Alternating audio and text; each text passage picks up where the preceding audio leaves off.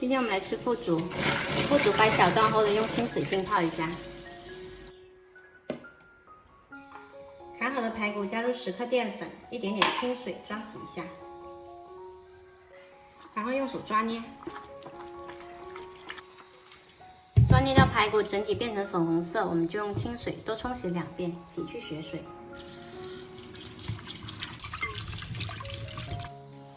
洗干净后挤干水分。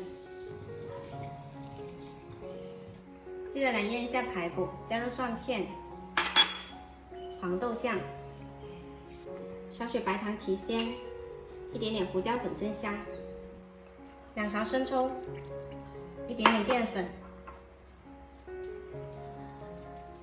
先抓捏均匀。这里可以不用放盐了，黄豆酱跟生抽都是挺咸的。再来一点点食用油锁住水分。 抓好后腌制20分钟，让排骨先腌入味。腐竹泡软了，挤干水分。我们家都很喜欢吃腐竹，所以今天我做的也有点多。加入生抽跟油腌个底味，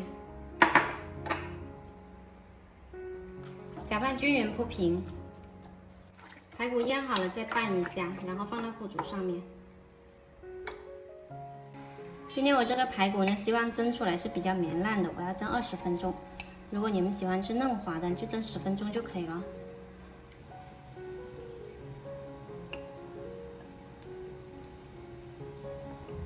水开了上锅，全程用大火蒸。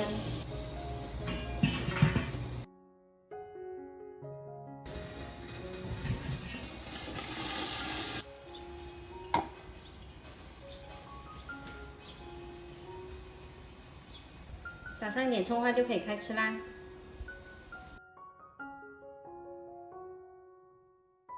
今天腐竹蒸排骨呢，排骨蒸得绵烂，腐竹吸收了排骨的汤汁，吃起来特别香，超级下饭哦！喜欢的朋友可以收藏起来试一下。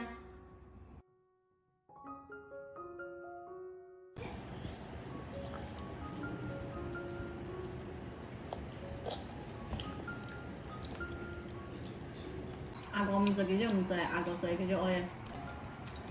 你把腐竹全吃光，排骨留给我。慢点吃啊。